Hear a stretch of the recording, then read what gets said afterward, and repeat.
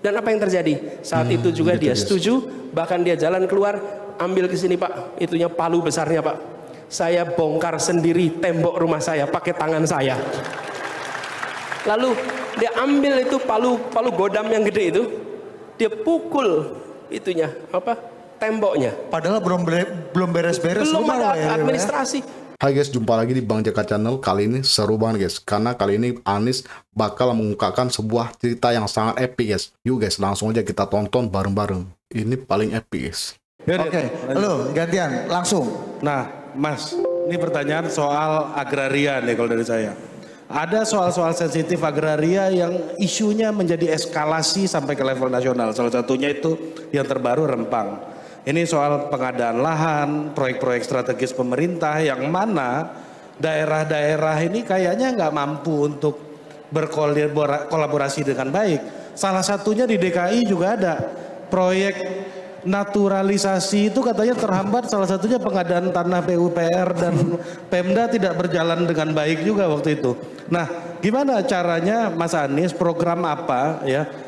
Baik itu yang akan dilakukan dan lesson learn apa dari Mas Anies yang bisa dibagi sebagai kepala daerah sulitnya berkoordinasi untuk melaksanakan proyek-proyek strategis nasional. Silakan Mas Anies.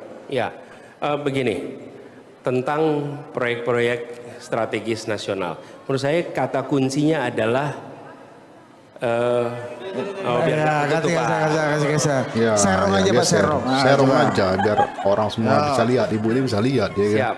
Ya. Jadi 360 ya, 360. kata kuncinya sebetulnya pada bagaimana kita meyakini proyek itu sendiri proyek yang memberikan manfaat.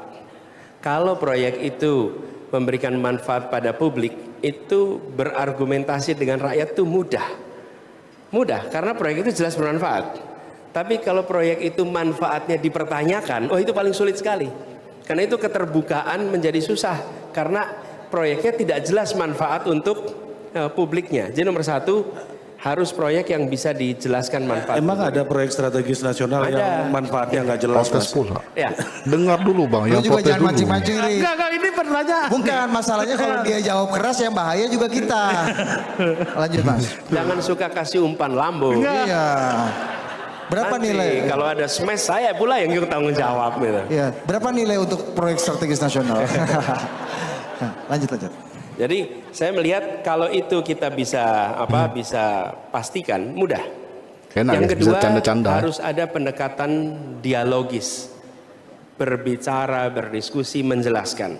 Karena saya memiliki keyakinan bahwa masyarakat pun ketika mereka tahu bahwa ini memberikan manfaat dan mereka itu bisa juga mendapatkan faedah dari proyek ini, pasti mau terlibat.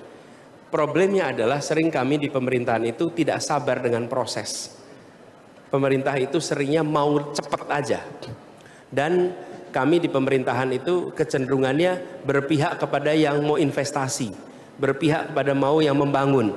Lalu lupa justru sebetulnya tugas pemerintah itu melindungi yang lemah. Karena yang lemah itulah yang butuh pemerintah untuk melindungi. Nah, kesadaran itu seringkali tidak muncul.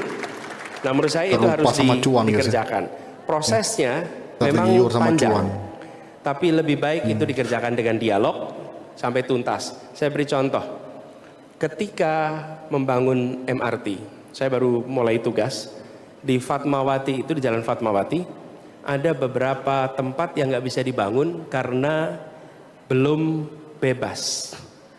dibebaskan lahannya. Jadi udah pada bebas semua, lalu ada beberapa saja yang belum bebas. Nah, saya tanya udah berapa lama? Udah bertahun-tahun Pak, nggak bisa. Saya baru mungkin seminggu pertama itu. Lalu saya datang, saya bertemu dengan pemiliknya. Lalu saya sampaikan pada pemiliknya. Oh, Mas Anies yang mendatangi? Ya, saya datangi. Saya datangi rumahnya, saya temui beliau, saya jelaskan. Saya jelaskan mengapa kita perlu ikut membuat MRT ini selesai. Dan saya sampaikan, Bapak, bila Bapak terima dan nilai ganti ruginya itu besar, saya lupa angkanya. Kalau tidak salah per meter mungkin 40, mungkin 50 juta, saya nggak ingat angkanya. Angkanya itu bukan angka yang kecil. Saya lupa ya, jadi jangan dikutip angkanya, tapi angkanya cukup besar. Artinya nggak mungkin rugi, tapi untung Enggak mungkin rugi. Yang bersangkutan menginginkan lebih tinggi lagi. Yang lain-lain mau terima, kecuali ini.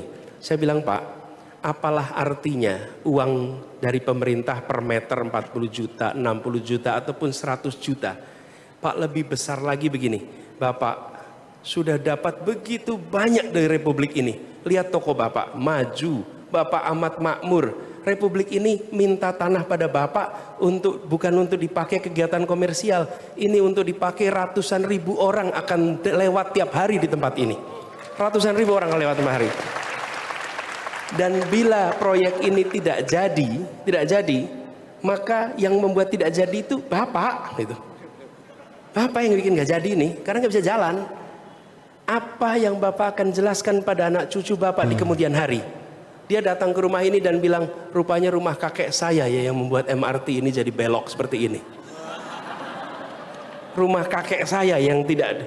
Kenapa kakek saya dulu minta tambahan yang orang lain nggak minta? Tapi Bapak berikan, lalu Bapak sampaikan pada anak cucu, saya mengikhlaskan tanah ini karena saya ingin menjadi bagian yang membangun Republik ini.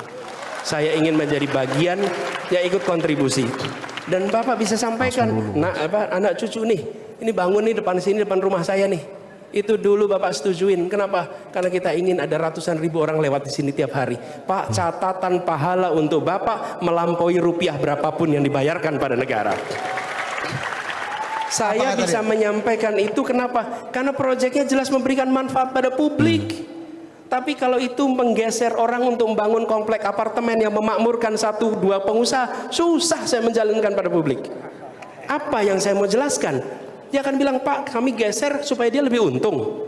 Ini bukan demi, itulah sebabnya nomor 1 kepentingan brak dipukul semuanya. Jatuh itu dan saya bilang, Pak, sudah sekarang saya kerjakan, tinggal diteruskan sama staf Bapak untuk ini selesai. Apa pesannya? Pesannya adalah proyeknya benar. Yang kedua, komunikasikan tentang Republik, ini tentang masa depan. Republik ini dulu dibangun dengan semua orang iuran kok. Ada yang iuran barang, ada iuran nyawa, iuran tenaga, ada iuran darah, semua mau iuran. Kita harus kembalikan spirit itu di Republik ini. Yuk kita iuran sama-sama. Tapi itu tidak bisa dikerjakan kalau kepentingannya bukan kepentingan umum. Nggak bener guys. Kalau bukan kepentingan umum gitu nggak mungkin guys ya dilaksanakan guys ya. Nggak mungkin orang mau melakukan itu guys ya. Karena itu adalah kepentingan untuk semua masyarakat, dan apalagi MRT kan, ratusan orang setiap hari bakal lewat di atas itu guys ya. Jadi begitulah guys ya, cara Anies untuk meluluhkan hati seseorang yang nggak mau tanahnya guys dibikin MRT dulu guys ya. Ini cerita ini epic guys ya, terbongkar di sini guys. Otomatis yang diprotesin sama abang yang tanya tadi guys itu udah terjawab otomatis. Jadi kita terima kasih juga sama bapak itu yang udah bertanya guys ya. Jadi Pak Anies bisa menjelaskan, bahkan bisa flashback ke masa lalu dan menceritakan pengalamannya ketika membebaskan tanah yang udah lama guys ya, ditahan sama pemiliknya karena harganya kurang pas ya. Dia minta harga yang lebih tinggi lagi, sementara yang lain tuh udah sepakat guys ya. Jadi dengan cara diplomasi yang dilakukan Pak Anies, yang punya rumah pun luluh ya kan. Bahkan dia sendiri yang menghancurkan, yang membobok temboknya guys. Bam, dengan sampai hancur guys. Ini termasuk cerita yang epic guys. Nah, bagaimana menurut pendapat kamu guys? Silahkan berikan tanggapan, sanggahan, opini, dan kritik di kolom komentar. Semoga itu bermanfaat banget bagi kita semua dan menjadi referensi yang baik ya. Dan otomatis menjadi ilmu baru bagi siapapun yang membacanya guys. Oke guys, saya cukupkan dulu videonya sampai sini dan sampai jumpa lagi di video selanjutnya. Wassalamualaikum warahmatullahi wabarakatuh.